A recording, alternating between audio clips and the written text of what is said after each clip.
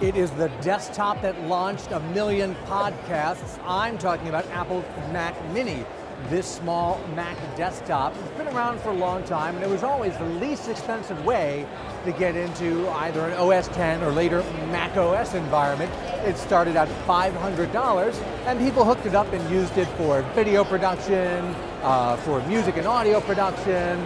They use it as a home server. It could really fit anywhere, and you didn't have a screen with it. You brought your own keyboard and mouse. It was a real, small, plug-and-play, unobtrusive Mac computer, really unlike anything else in the line. But it's also been sitting around unchanged since 2014, which was the last time I reviewed a Mac Mini.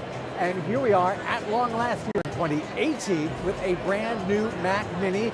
Even though it looks the same, I feel like they ought to call it the Mac Mini Pro, because it's clearly been redesigned in order to appeal to all of the pro and semi-pro users who use these for podcasts, for audio recording, for other creative jobs like that. You can even see right here, we've got this new Mac Mini hooked up to a music creation station, so that gives you a good idea of how people use these devices. Now what they've done is they've upgraded the processor inside to an 8th gen, along with the other new Macs. You get either quad-core or 6-core processors here. You can also get up to 64 gigs of RAM and up to a 2 terabyte solid-state hard drive. And that's all very impressive stuff. And that means you probably won't have to hook up an external hard drive to store your content, at least not as much as you would with the older Mac Minis. But I think more important is pretty much all of the other Macs have USB-C ports, and that's pretty much it. If you want to keep some old school ports and connections on your Mac, this and the iMac are pretty much your only choices. You have got some USB-C/Thunderbolt ports on the back of this, but you've also got a real-life Ethernet port, no dongle required. You've also got 2 USB-A ports. That's the old traditional style USB.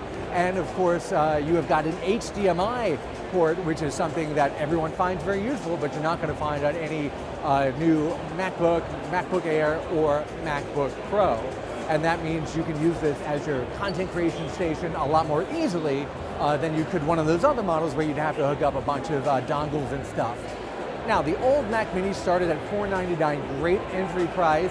As with the MacBook Air, this one is a little bit more expensive. The starting price jumps up to $799, and that gets you a Core i3 8th gen Intel processor. And if you want to move up to a Core i5 or beyond, well, that's obviously going to cost more. However, this still is the least expensive way to get macOS now in a computer in your house. It is in a desktop form, not a laptop form, which is different than what most people have for their Mac experience. But this guy has a ton of fans, and they might even like the new space gray color as opposed to the more traditional silver color it was before. Otherwise, looks pretty much the same on the outside.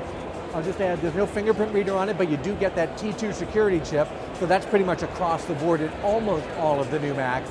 And this guy, I believe you can order it starting today, and it should be available maybe by next week. That is Apple's new Mac Mini.